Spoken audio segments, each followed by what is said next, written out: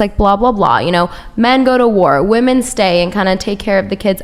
In my opinion, that's patriarchy, because that's kind of giving the men like this like higher role and like higher position in society. And I think that as society's progressing, it's becoming more progressive, and women are kind of, you know, the whole feminist movement, that kind of thing. But I think you can't deny that throughout history, women have been oppressed.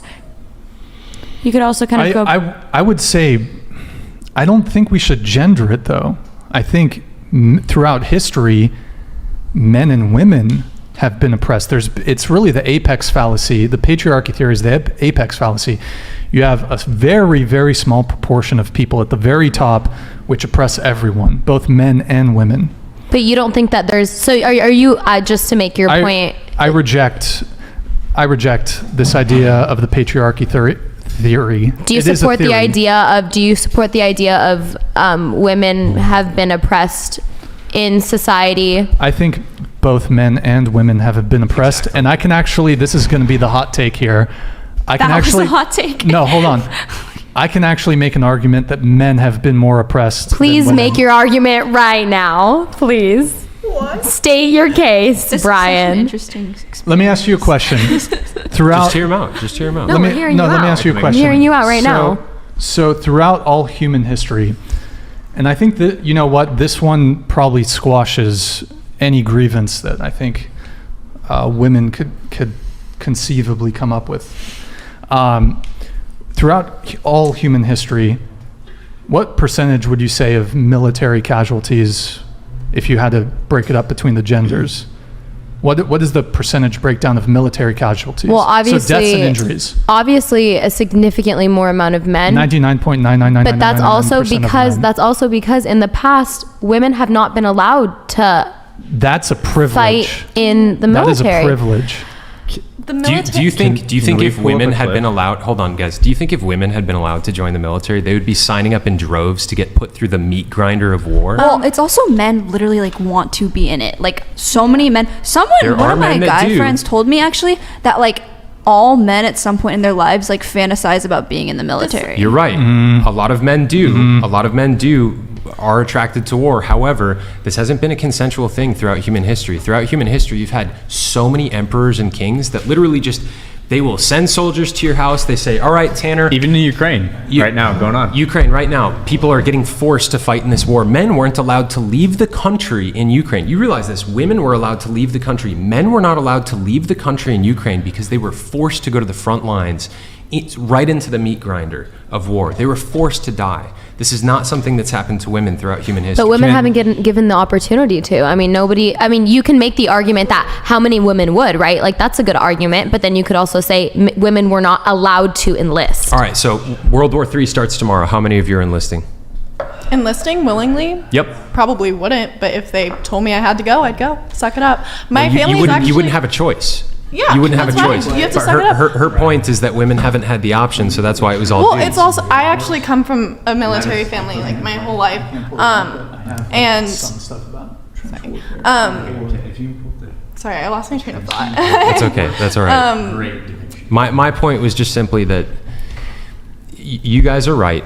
Almost all societies throughout history have been male dominated, but a very small percentage. It's by a very tiny percentage of men at the top who brutally oppress the majority of the men below them throughout society as well. And yes, women have gotten the raw end of the stick too, but like dudes have had it bad as well for a long time. And we've had more rights in terms of property and speech and stuff like that and voting, but it's been pretty bad for dudes for a long time too. Those are big deals. Like those are legal issues that women didn't have rights to. And now we're taking away. Women couldn't vote. Remember that?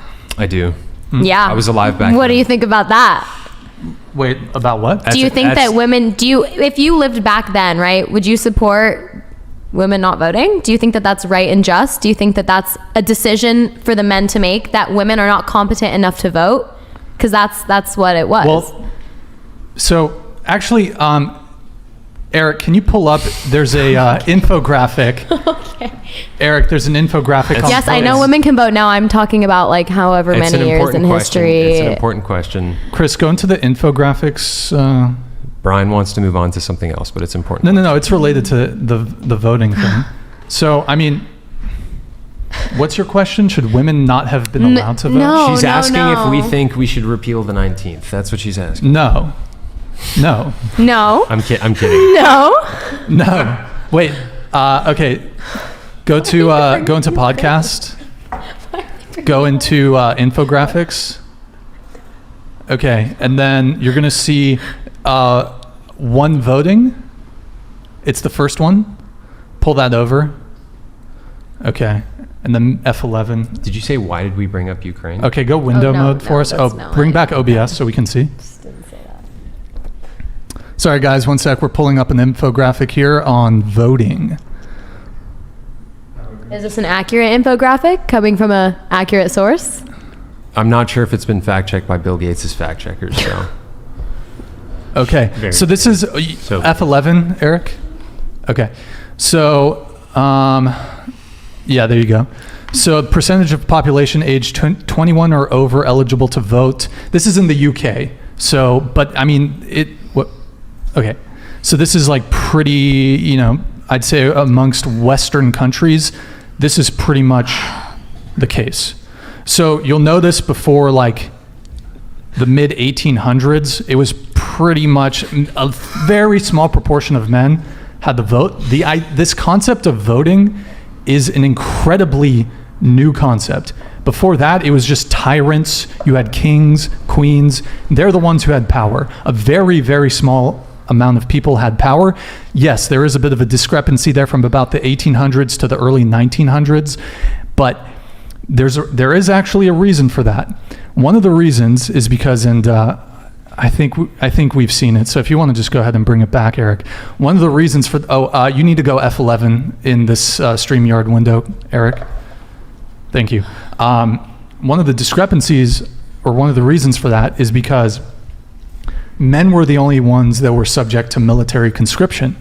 So the way that men got the right to vote before women is we had to go in the fucking trenches and die, and we had to say we got the right to vote and elect a representative who would be potentially making the decision if we went to war. Women, even to this day in 2022, they're not required to. You have to register as a man. You have to register with a selective service to this day. We are still subject in 2022 to the military draft. So that's the big thing. That's one of the reasons why we got the vote before y'all, because we had to fucking go and potentially die for our country. Women were able to secure the vote without the corresponding responsibilities and duties. So you actually got, when it comes to voting, you guys actually have an advantage over men. It was never about equality. You got preferential treatment in actuality. Because none of you are subject to the draft, even today. But what if some women want to be subject? There are men alive today. Be subject to the draft? There are men alive today that were subject to the draft. They went to the Vietnam War. They're alive today, so some of them came back. They have probably serious psychological issues. A lot of them are homeless. A lot of them just didn't come back and they're dead. Now, there hasn't been a draft in a long time, but we're still subject to it. And the way the world's going, it's certainly plausible that we could see. I mean, we see what happened in Ukraine. Do you think that there's a World War III brewing? In your opinion? Absolutely. Yep. I don't know, but it's no comment. Even if war isn't likely, men are. If we don't register with a selective service, we can potentially face criminal prosecution. It's Do you think felony. that there's going to be a draft? Do you think that there's a possible draft that could be? I'm just asking out of pure curiosity. 100%. The military can't find enough able-bodied people right now. Interesting. Because it's still volunteer service right now, and they're struggling to hit their numbers. My dad always says this, but I asked him this question the other day. I said, "Is it possible for there to be another draft?" And he told me he doesn't think so, just because of like the new way of fighting is just kind of like it's very technology based. I mean, I might be wrong, it's but Gen 5 warfare. Right, and so wouldn't that require less troops because it's? There's still going to be a draft. I mean, you still need troops for a lot of stuff. Like if you're going in, you can do a lot of warfare using automated vehicles or robots or whatever it is. But if you're going into another country, like you're going to need boots on the ground. And now this is me not knowing anything, so this is appreciative of the information. Yeah, no, and I personally think World War III is brewing. There's a lot of stuff brewing in the world right now. Are you scared? No, I have faith in God. Valid answer. Okay. I mean, if you want to talk about systemic oppression, to this day, men are systemically oppressed by the Selective Service. I know you're smiling, but the fact of the matter is, it's a really important point. If there was a war, we would be drafted and you guys would be exempt. Yeah. And you are exempt from having to register with the Selective Service. Can I have another example other than the draft? With systemic. We're more likely to be victims of police killings and police shootings and police brutality. We're more likely to be incarcerated. We're more likely to delete ourselves. We're less likely to get sponsorships for college. We're less likely to go to college. More likely to be homeless. That's a few. Okay, can I say something really quick? Sure. A lot of those things, like, I'm not saying they're not struggles, because they are. I'm just saying that, like, a lot of those struggles are because, like, people in power just take men more seriously.